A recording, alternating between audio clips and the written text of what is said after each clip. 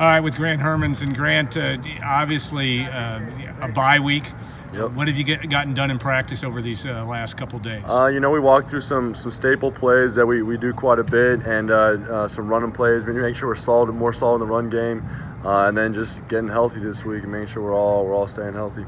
All right, Wisconsin next, extremely good Yep. defensively. There's a challenge every week in the Big Ten, but talk about at least early on what you see in the Badgers and also what's ahead.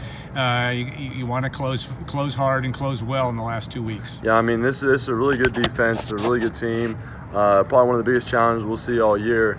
These guys are big and they're stout and they're physical, and so we have to match their intensity and really get ourselves ramped up for these next 2 weeks. All right, as a leader and the old guy in this offensive line, and the line has improved all season. The coaching Yep. staff has talked about Yep. that. What have you learned having to lead this group and be one of the leaders, certainly with Matt as well, in terms of what has been the learning curve for you this year? I would say the biggest thing, especially leading, is just keeping your intensity high and trying to get. And the whole thing is trying to get the guys below you and the guys working with you to keep their intensity high and get them working at a high rate, and that's what gets them better and gets our defense better too. So.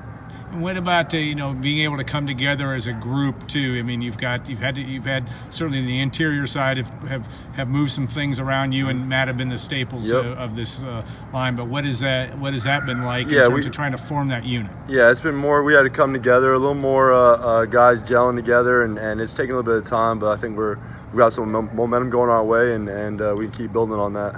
Okay, so now you have a bye week, and you're probably not off to Florida to the beach for this No. weekend. But what are you going to do differently this weekend when you have a little bit of time off? Academically, are you swimming upstream, or what's next for you? Lots of sleep and Okay. working academically in the classroom, making sure I'm all caught up, just so that we can study Nebraska or study Wisconsin and get ready for them. All right, what do you think the general attitude of this football team is? Obviously, a huge win last week Yep. and in the last minute, and what has it been like from that standpoint? Just nose to the grindstone, keep working, get these guys, making sure everyone's got all their stuff done off the field, on the field, and that everyone's staying healthy. That's our biggest thing right now. So, getting ready for Wisconsin.